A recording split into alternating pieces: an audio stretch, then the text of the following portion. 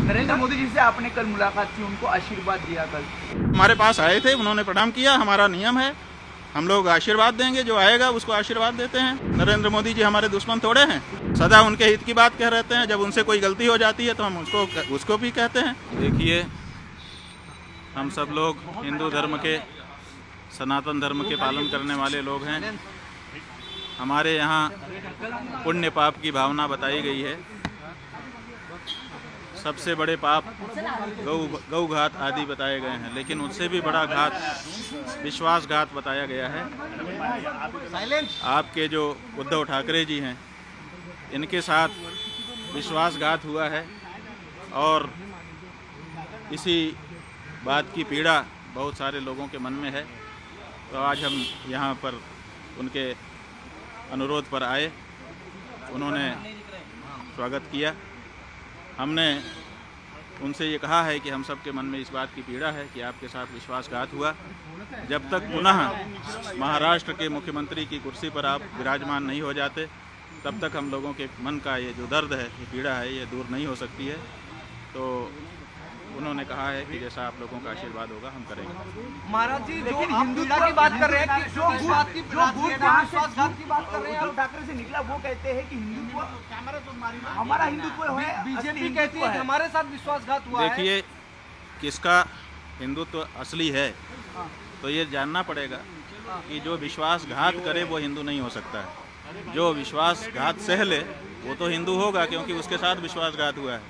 तो जिन लोगों ने विश्वासघात किया वो कैसे हिंदू हो सकते हैं? नहीं, बीजेपी का कहना है कि पहले उद्धव ठाकरे ने बाकी लोगों के साथ मिलकर उनके साथ विश्वासघात किया और यही वजह है कि बाद में उत्तराधिकारी आपको बोलते हैं हम हैं, उनके विचारों के उत्तराधिकारी है। उद्धव जी बोलते हैं हम हैं विचारों के उत्तराधिकारी। भाई, हम कह रहे हैं कि उद्धव ठाकरे जी के साथ विश्वासघात हुआ है।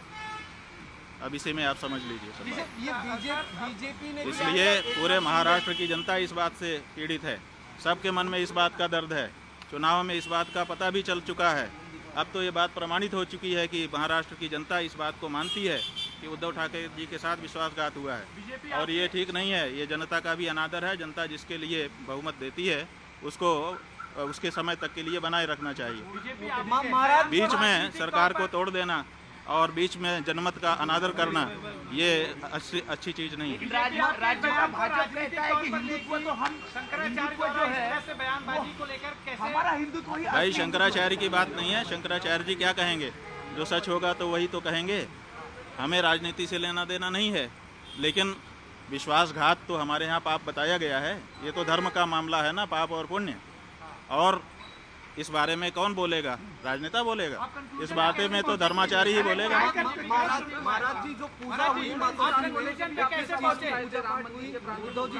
ये हमारे यहाँ परंपरा है कि जब गुरुजन पधारते हैं तो उनकी पादुकाओं की पूजा की जाती है, और उसी का विधि विधान के साथ पालन उद्धव ठाकरे जी ने सपरिवार किया। केदारनाथ दिल्ली में बन रहा है, प्रतीकात्मक केदारनाथ मंदिर बन रहा है दिल्ली में, उस पर क्या कहना है? देखिए, प्रतीकात्मक केदारनाथ नहीं बन सकता है। हमारे यहाँ शिव पुराण में 12 ज्योतिर्लिंग का व्याख्यान किया गया है। बताया गया है कि 12 ज्योतिर्लिंग होते हैं। 12 ज्योतिर्लिंगों के जहाँ नाम बताए गए हैं वहीं पर उनका पता भी बता दिया गया है।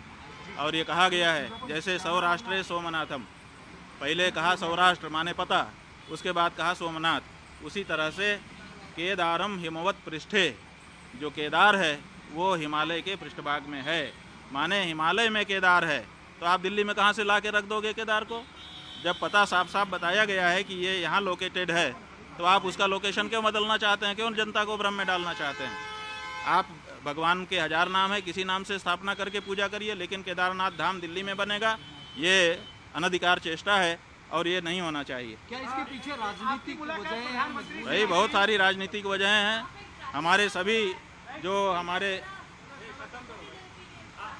हमारे धर्म स्थान हैं वहाँ पर राजनीति वाले प्रवेश कर रहे हैं, और अब हमारे धर्म स्थान में जहाँ प्रवेश करने में दिक्कत हो रही है, आप केदारनाथ में देखिए 228 किलो सोने का घोटाला हो गया। आप पत्रकार लोग क्यों नहीं उठाते हो? तो जब वहाँ पर घोटाला हो गया तो अब आप दिल्ली में केदारनाथ बना लोगे, वहाँ पर फिर दूसरा घोटाला करोगे। 228 किलो सोना केदारनाथ से गायब कर दिया गया। ये कहाँ का नियम है? क्यों नहीं उठाते हो प्रेस वाले इस बात को? आज तक कोई जांच तक नहीं बैठाई गई। 228 किलो सोना का घोटाला केदारनाथ में हो गया, कौन जिम्मेदार है? क्यों इस बारे में जांच नहीं होती है? क्यों भाई इस बारे में निर्णय नहीं होता है?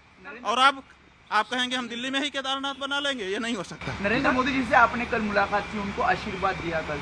हाँ, वो हमारे पास आए थे, उन्होंने प्रणाम किया। हमारा नियम है, हम लोग आशीर्वाद देंगे, जो आएगा उसको आशीर्वाद देते हैं। नरेंद्र मोदी जी हमारे दुश्मन थोड़े हैं, हम उनके हितैषी हैं, सदा उनके हित की बात कह रहते हैं। जब उनसे कोई गलती हो जाती है तो हम उसको भी कहते हैं कि तुमसे ये गलती हो रही है। आपको लगता है वो हमारे दुश्मन नहीं है। उद्धव जी ने आपके जरिए बीजेपी के साथ वापसी को लेकर ऐसी कोई बातचीत? नहीं, हमारे जरिए हम कोई लाइजनर नहीं है। हमको श्रद्धा पूर्वक उन्होंने बुलाया था। हम, जैसा कि हमारा नियम है, श्रद्धा से बुलाने पर जाते हैं। हम आए, उन्होंने पादुका पूजन किया और अपनी जो उनकी अपनी बातें थी वो भी हमारे सामने रखी, हमने उनको सुन लिया। ये जो बात हम कह रहे हैं वो हम अपने मन की बात कह रहे हैं और पूरे महाराष्ट्र की जनता की बात।